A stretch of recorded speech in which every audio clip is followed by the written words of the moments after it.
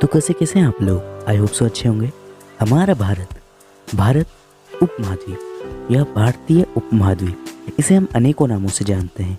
भारत एक ऐसा देश जहाँ पर हम जन्मे हैं, जहाँ पर हमने जीवन जीना सीखा है, जहाँ की बोली जो कि कई सारी है, एक नहीं अनेक, जाने कितनी ही विशेषताओं से भरा ये देश, हमारा प्यारा देश, हमारा भारत एशिया महाद्वीप के दक्षिण में स्थित एक अलग ही स्वतंत्र भौगोलिक प्रदेश के रूप में नजर आता है। इसके उत्तर पश्चिम में कीर्थर, सुलेमान और हिंदू कुश पर्वत श्रृंखलाएं हैं, जहां से उत्तर पूर्व तक हिमालय पर्वत श्रृंखला विद्यमान है।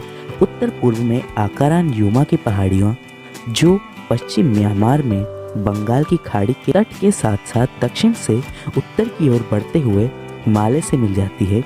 ये ऊंची और दुर्गम पर्वत श्रृंखलाएं शेष एशिया से भारतीय उपमहाद्वीप को अलग करती है। दक्षिणी भारत एक प्रायद्वीप विस्तार है, जिसके पूर्व में बंगाल की खाड़ी, पश्चिम में अरब सागर तथा दक्षिण में हिंद महासागर स्थित है।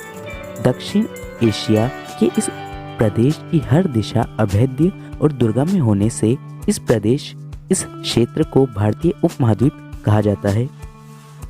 ऐसा सतत विस्तृत भूभाग जो प्राय चारों ओर से विशाल जलराशि से घिरा हो, महाद्वीप कहलाता है, जैसे कि एशिया महाद्वीप, अफ्रीका महाद्वीप या फिर ऑस्ट्रेलिया।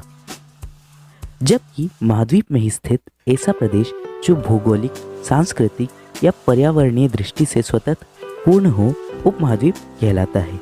भारतीय उपमहाद्वीप भौगोलिक रूप से एशिया महाद्वीप का एक विशिष्ट प्रदेश है। इसकी भौगोलिक स्थिति और बनावट ने इसे एक विशिष्ट मानसूनी जलवायु प्रदान की है। इस कारण से इसे मानसूनी प्रदेश भी कहा जाता है। उत्तर में हिमालय की ऊंची पर्वत श्रृंखलाएं भारतीय उपमहाद्वीप में वर्षा कराने में सहायक है। साथ ही साइबेरिया से आने वाली ठंडी हवाओं से हमारी रक्षा करती है। हिमालय और हिंदुकुश पर्वत श्रृंखलाओं की अनुपस्थिति में भारतीय उपमहाद्वीप एक विस्तृत मरुस्थल होता। इन्हीं पर्वतों से निकलती नित्यवाही नदियों से गंगा, सिंधु और ब्रह्मपुत्र के विस्तृत मैदानों की रचना हुई है, जिनके आंचल में प्राचीन सिंधु और गंगा घाटियों की सभ्यताओं का विकास हुआ। भारतीय उपमहाद्वीप के उत्तर पश्चिम और उत्तर पूर्व में ऊंची पर्वत श्रृंखलाओं के बीच कई संकरी घाटियां और दर्रे मौजूद हैं। इन्हीं दर्रों के रास्ते से विभिन्न कालों में विदेशी मानव भारतीय उपमहाद्वीप पहुंचा। इनमें खैबर व बोलन प्रमुख दर्रे हैं। उत्तर में स्थित दर्रों से तिब्बत के रास्ते खुले। पूर्वोत्तर के दर्रों द्वारा म्यांमार में शियान पठार से विदेशी मानव उत्तर पूर्वी क्षेत्रों में आया और बाद में भारत के अन्य क्षेत्रों में फैल गया। अलग अलग समय में विभिन्न मानव समुदाय अपनी अपनी संस्कृतियों के साथ भारतीय उपमहाद्वीप में आते रहे। कुछ अपने से पहले बसे समुदायों के साथ घुल मिल गए और कुछ दूसरों ने अपनी पहचान अलग से बनाए रखी। अलग अलग संस्कृतियाँ, बोलियाँ, धार्मिक विश्वास व काम करने के तरीकों का प्रभाव कालांतर में एक दूसरे पर पड़ता रहा। इस तरह भारतीय उपमहाद्वीप में संस्कृतियों के विकास के साथ जहाँ सांस्कृतिक अनेकता का सिलसिला बना, वहीं प्रभावशाली सभ्यताओं ने विभिन्न संस्कृतियों के बीच आदान प्रदान के द्वारा इन्हें एक सूत्र में बांधे रखा। तभी तो कहते हैं कि भारत अनेकताओं में एकता वाला देश है। विश्व के मानचित्र में भारत की स्थिति नहीं, विश्व में भारत की स्थिति। अभी इस तरह से हम वीडियो को शुरू करते हैं। भारत विश्व में क्षेत्रफल की दृष्टि से 7वां बड़ा देश है। हमारे देश की कुल क्षेत्रफल 32.9 लाख वर्ग किलोमीटर है, जो संपूर्ण विश्व के स्थल भाग के 2.47% भाग पर फैला है। भारत का विस्तार उत्तर में तमिलनाडु से तो हो ही नहीं सकता, क्योंकि उत्तर में तमिलनाडु कब से आ गया भाई। भारत का विस्तार उत्तर में जम्मू कश्मीर से दक्षिण में कन्याकुमारी, तमिलनाडु तक 3214 किलोमीटर एवं पूर्व में अरुणाचल प्रदेश से पश्चिम में गुजरात तक 2933 किलोमीटर है। अब मुझे हिंदी की गिनती नहीं आती, तो वहाँ पे जो लिख रहा है वो आप समझ सकते हैं। भारत में क्षेत्रफल की दृष्टि से सबसे बड़ा राज्य राजस्थान है, जिसमें हम रहते हैं, आप रहते हैं, और अगर आप कहीं और से रहते हैं तो सॉरी। जबकि गोवा सबसे छोटा राज्य है, क्योंकि गोवा गॉन। प्रशासनिक क्रियाकलापों को सुविधाजनक बनाने के लिए देश में 29 राज्यों एवं 7 केंद्र शासित प्रदेशों में बांटा गया। दिल्ली भारत की राजधानी है। 2 जून 2014 को आंध्र प्रदेश का विभाजन कर 29वां नया राज्य तमिलनाडु नहीं बनाया गया, 29वां नया राज्य तेलंगाना बनाया गया। भाई तो कुछ भूल रहा है।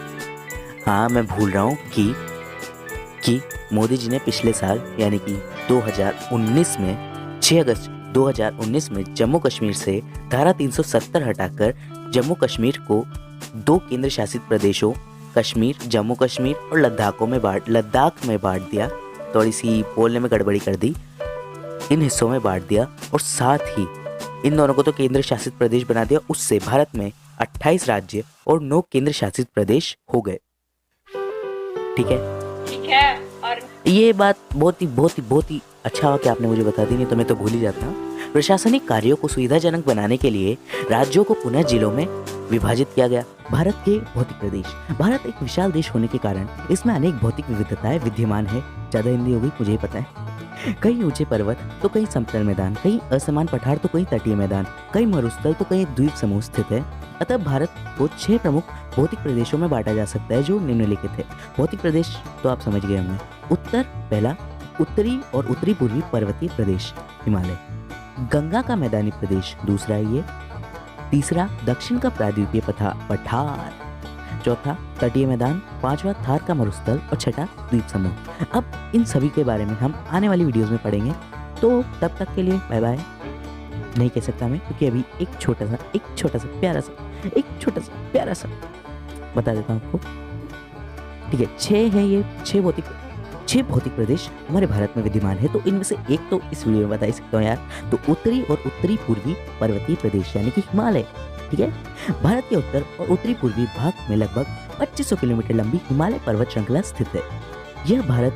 यह विश्व की सबसे ऊंची और नवीन पर्वत श्रृंखला है। विश्व का सबसे ऊंचा पर्वत शिखर भी यहीं स्थित है। नाम क्या है उसका बताओ कमेंट में जाके बताओ।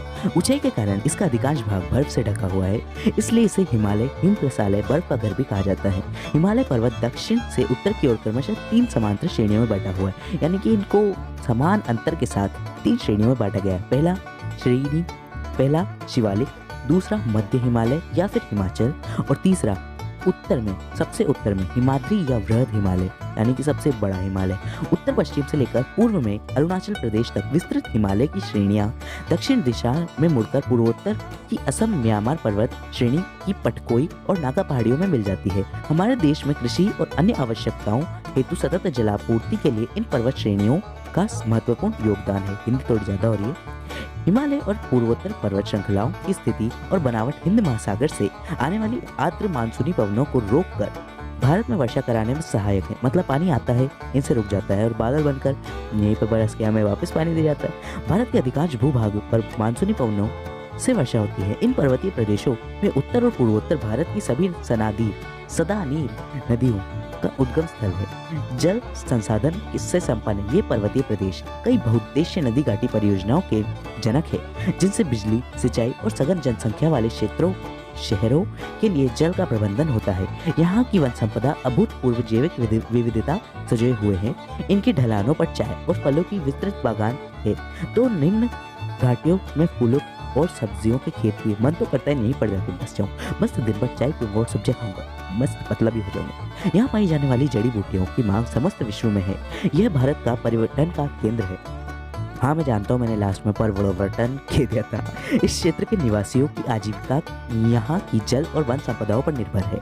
इन प्रदेशों में वनों की अंधाधुंध कटाई और अन्य संसाधनों के अतिदोहन के कारण यहाँ भूस्खलन, मृदा का तीव्र अपरदन आदि के पारिस्थितिकीय तंत्र पर प्रतिकूल प्रभाव पड़ा है। प्राकृतिक और मानवीय संपदाओं से संपन्न ये प्रदेश अनियोजित और विचारहीन मानवीय क्रियाकलापों के कारण विभिन्न प्रकार के प्राकृतिक और पर्यावरणीय अवनयन से ग्रसित है। बेचारा प्रदेश, मन तो करते हैं वहाँ पे बस जाओ, लेकिन अब परेशान हो गए। नहीं जाएंगे। हम जहाँ पर हैं वहीं पर रहेंगे। राजस्थान हमारी मातृभूमि नहीं है, हमारी मातृभूमि भारत है, क्योंकि हम भारतीय हैं। हिमालय के समांतर दक्षिण में उत्तर और विशाल मैदानी प्रदेश स्थित है। यह गंगा, सतलुज और ब्रह्मपुत्र और उनकी सहायक नदियों के द्वारा हिमालय से बहाकर लाई गई मिट्टी से बने हैं। हाँ, नवीन जलोढ़ मिट्टी के कारण यह भारत का सबसे उपजाऊ भूभाग है। भारत में सर्वाधिक कृषि इसी मैदान में की जाती है। इसे भारत का अन्न भंडार भी कहा जाता है। अब कोई आपसे पूछ ले कि भारत का अन्न भंडार किसे कहा जाता है, तो क्या जवाब दोगे? इस मैदान में स्थित अपेक्षाकृत ऊंचे भाग, यहाँ प्रतिवर्ष बाढ़ का पानी नहीं पहुँचता है। यहाँ पुरानी जलोढ़ मिट्टी पाई जाती है उसे बांगर कहा जाता है। इसके उदाहरण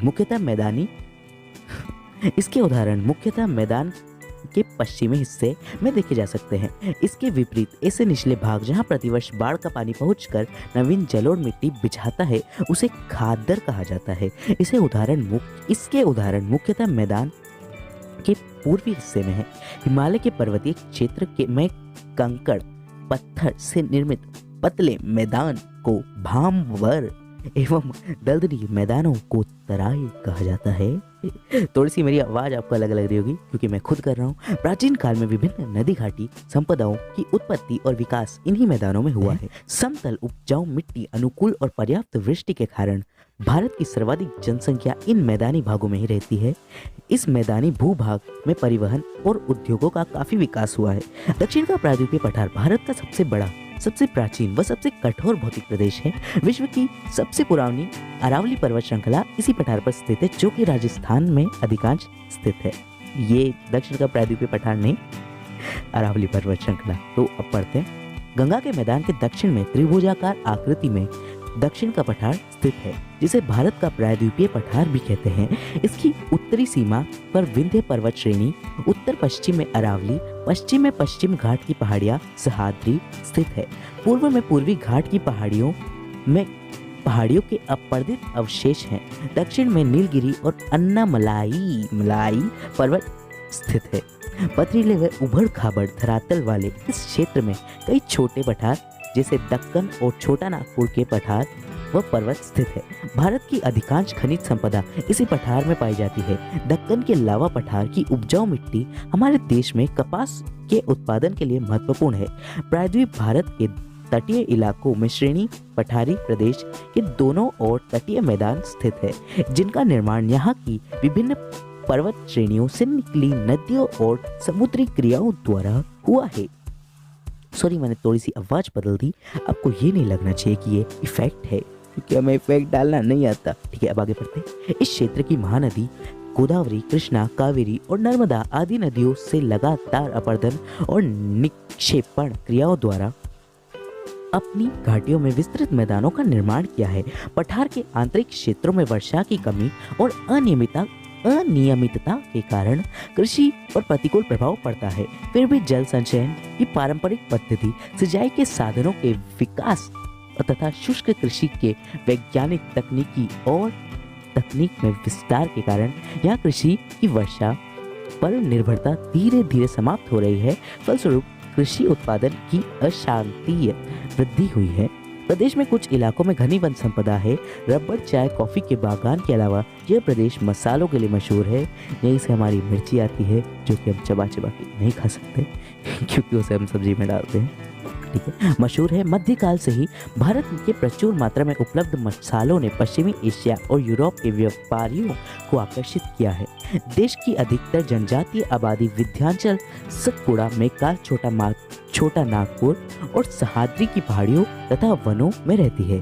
द्वीप समूह। अरब सागर एवं बंगाल की खाड़ी में भारत के द्वीप समूह स्थित है। बंगाल की खाड़ी में स्थित 247 यानी कि 247 द्वीपों का समूह अंडमान एवं निकोबार द्वीप समूह कहलाता है।